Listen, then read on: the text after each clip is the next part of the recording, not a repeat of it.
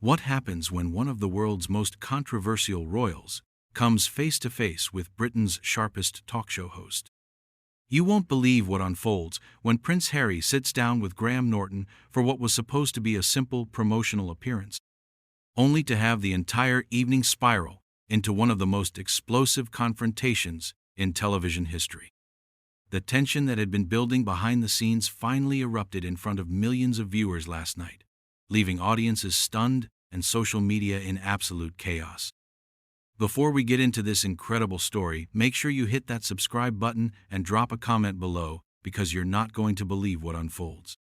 The atmosphere in the BBC television centre was electric last night as Prince Harry made his way onto the famous red sofa of the Graham Norton show.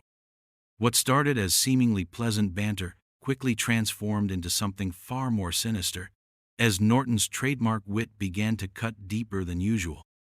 The Duke of Sussex, there to promote his latest charitable initiative, appeared visibly uncomfortable from the moment he settled into his seat, his usual media-trained smile flickering like a candle in the wind. Norton, known for his ability to make even the most guarded celebrities open up, seemed to sense something different about his royal guest.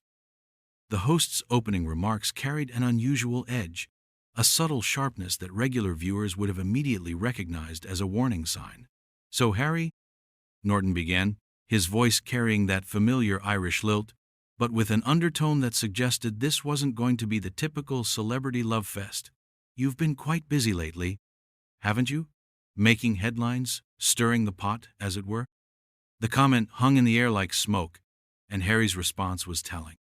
Instead of the practiced charm he displayed on countless other talk shows, there was a defensiveness that crept into his voice immediately. "I wouldn't say stirring the pot, Graham.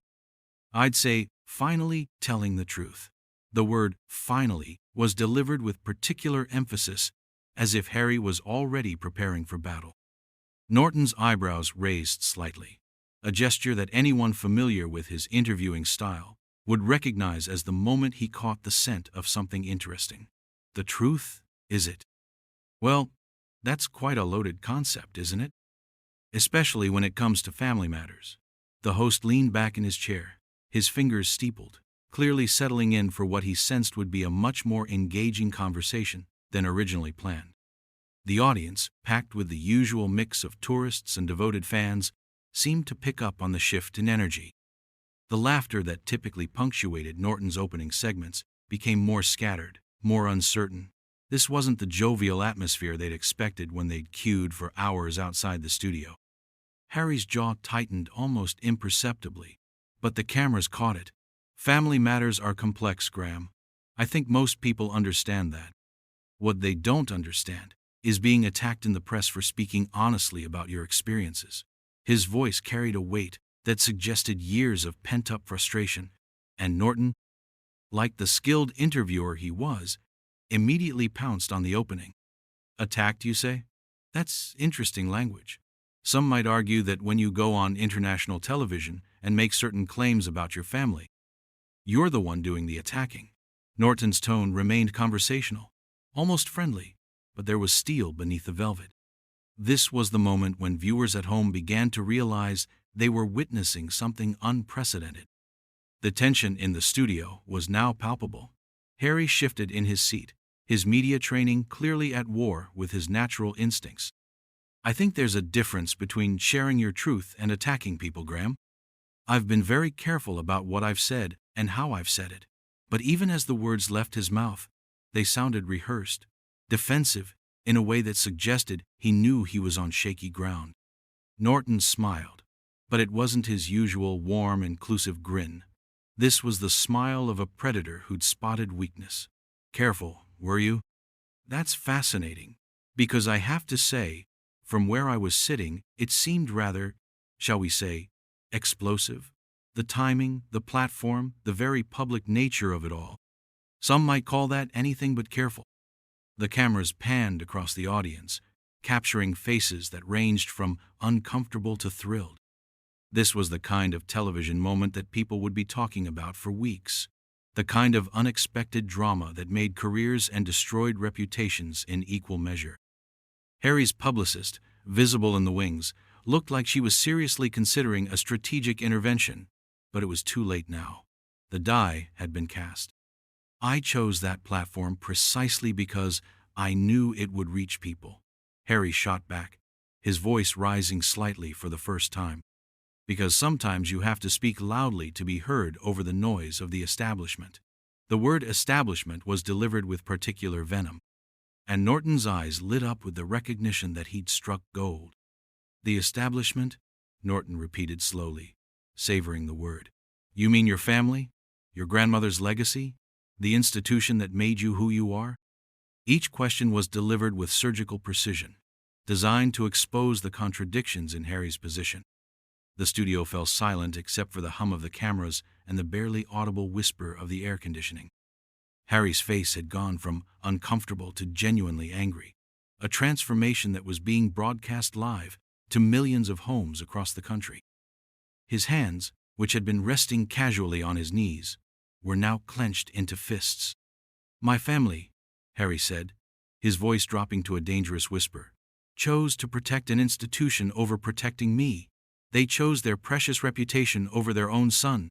So forgive me if I don't feel particularly loyal to an establishment that threw me to the wolves the moment it became convenient. Norton leaned forward, sensing that he was approaching the heart of something much bigger than a simple celebrity interview. Threw you to the wolves, did they? That's quite an accusation, Harry. Quite serious, really. Are you saying the royal family deliberately put you in harm's way? The question hung in the air like a challenge, and for a moment it seemed as though Harry might pull back, might retreat to safer ground. But something in Norton's tone, perhaps the hint of skepticism, the suggestion that he wasn't entirely buying what Harry was selling, seemed to push the prince over an invisible line. I'm saying, Harry began, his voice now carrying a tremor of barely controlled rage, that when you have a choice between protecting your son and protecting your image, and you choose the image every single time, then yes, that's exactly what you're doing. The words came out in a rush, as if a dam had finally burst, and Norton knew he had him exactly where he wanted him.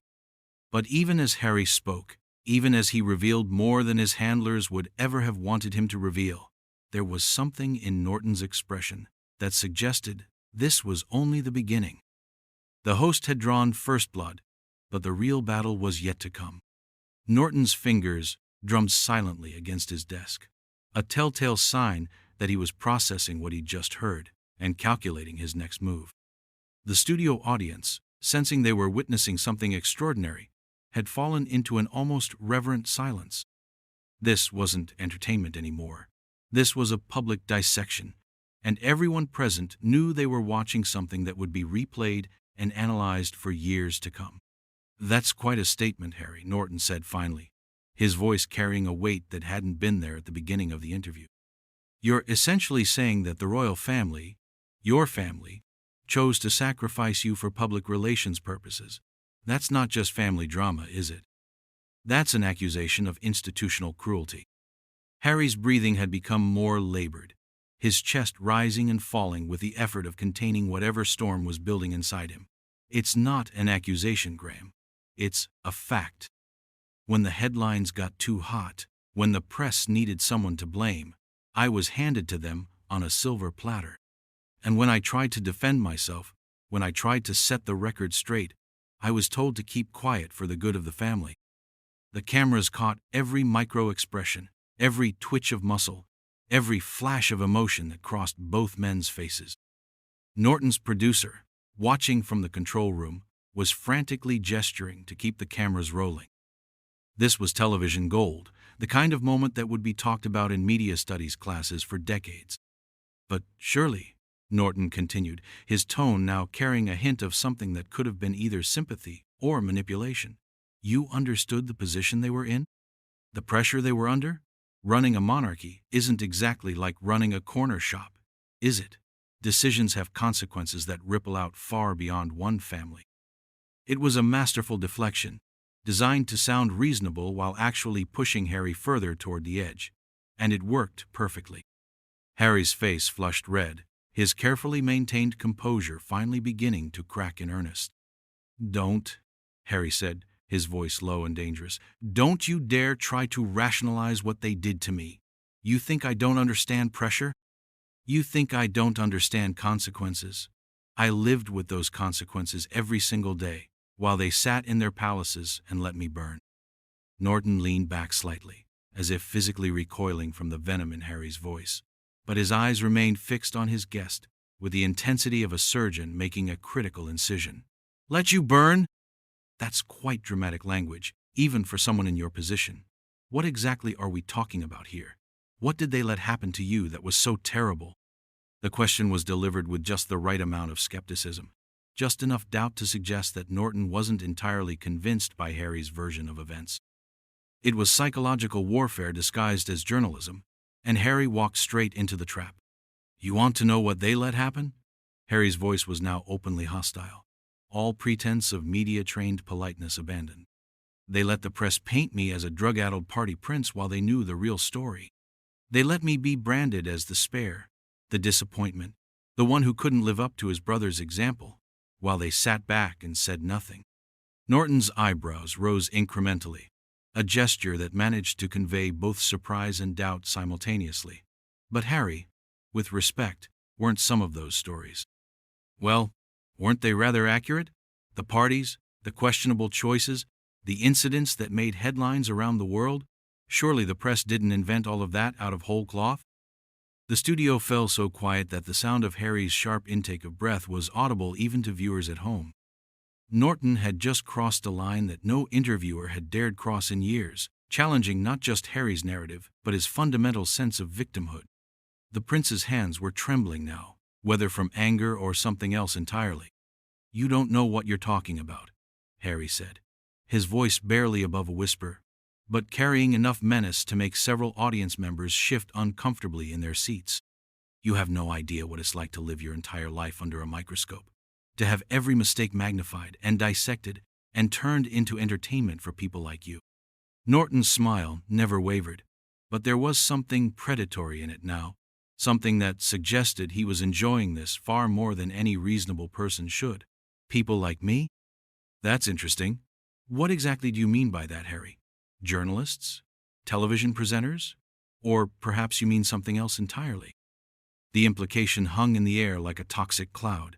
Harry's publicist had moved closer to the stage area, her phone pressed to her ear as she frantically tried to communicate with someone, anyone, who might have the authority to end this disaster before it got any worse. But it was too late for damage control now. The beast had been unleashed, and there was no putting it back in its cage. "I mean people who make their living off other people's misery," Harry spat, his voice rising to a level that made the sound technicians wince. "People who pretend to be friendly and supportive while they're really just waiting for you to say something they can use against you. People who smile to your face while they're sharpening their knives behind your back." Norton's laugh was soft, almost gentle, but it carried an undertone of something much darker. "Oh, Harry, you really do see yourself as the victim in all of this, don't you? It's quite remarkable, actually. Here you are, born into unimaginable privilege, given every advantage in life, and yet you've managed to convince yourself that you're the one who's been wronged." The words hit Harry like physical blows, and his reaction was immediate and visceral. He half rose from his chair, his face contorted with rage, before apparently remembering where he was and forcing himself back down. But the damage was done.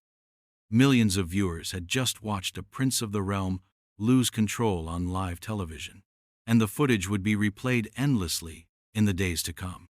"Privilege," Harry's voice cracked on the word. "You call it privilege to watch your mother die in a car crash while being chased by photographers? You call it privilege to be told that your grief is less important than maintaining appearances? You call it privilege to be denied the right to defend yourself while your family throws you under the bus?" Norton leaned forward, sensing that he was approaching the climax of whatever this had become. The interview had transformed into something else entirely, something darker and more complex than either man had anticipated when the cameras first started rolling. "Your mother," Norton said softly, his tone suddenly shifting to something that might have been genuine compassion, "was a tragedy that touched the entire world. But Harry, don't you think it's time to stop using her memory as a shield? Don't you think she would have wanted you to move forward rather than spending your life fighting battles that can't be won?" The silence that followed was deafening. Harry stared at Norton with an expression of such naked hatred that several audience members audibly gasped. The host had just done the unthinkable. He had invoked Diana's memory, not as a source of sympathy, but as a weapon to be used against her son. And judging by the look on Harry's face, the attack had found its mark with devastating precision. For what felt like an eternity but was probably only seconds, the two men stared at each other across the coffee table that separated them. Norton's expression remained maddeningly calm, almost serene, as if he hadn't just detonated a nuclear weapon in the middle of his own show. Harry, by contrast, looked like a man who had just watched his entire world collapse in real time. When Harry finally spoke, his voice was so quiet that the boom operators had to strain to pick it up. "How dare you!" The three words were delivered with such concentrated venom that they seemed to poison the air around them. "How dare you use her name like that? How dare you pretend to know what she would have wanted?" Norton tilted his head slightly, like a curious bird examining an interesting specimen. "I'm not pretending anything, Harry. I'm simply asking whether you think your current path is one she would have endorsed. The constant conflict, the public feuding, the apparent inability to move beyond the past. Is this really what Diana would have wanted for her son?" The question was delivered with surgical precision, designed to maximize damage while maintaining the pretense of reasonable inquiry. And it worked. Harry's careful composure, already hanging by a thread, finally snapped completely. "Don't you say her name?" Harry hissed, his voice rising with each word. "Don't you dare sit there in your comfortable chair, making you're comfortable living off other people's pain, and tell me what my mother would have wanted. You didn't know her. You never met her. You have no right to speak for her." Norton's smile never wavered, but something cold and calculating flickered behind his eyes. "Actually, Harry, I did meet her. Several times, as it happens. Lovely woman, genuinely warm and caring. And from what I remember, she was always trying to build bridges, not burn them down. She understood the importance of family, even when that family was difficult." The revelation hit Harry like a physical blow. His face went white, then red, then white again, as if his body couldn't decide how to process what he'd just heard. The audience, sensing they were witnessing something historic, something that would be dissected and analyzed for years to come, fell into complete silence. "You're lying," Harry said finally, but his voice lacked conviction. "You're lying to make a point." Norton reached into his jacket pocket and withdrew what appeared to be a photograph, which he placed on the coffee table between them. Even from the audience's distance, it was clearly an image of Norton and Diana together at some social event, both smiling at the camera. Elton John's Charity Gala 1995. We spoke for nearly 20 minutes about her boys, about how proud she was of both of you, about how desperately she wanted you to find happiness and peace. Harry stared at the photograph as if it were a venomous snake. His hands were shaking now, visibly trembling with rage or grief, or some combination of both. The cameras captured every moment, every micro-expression, storing it all for posterity and endless replay.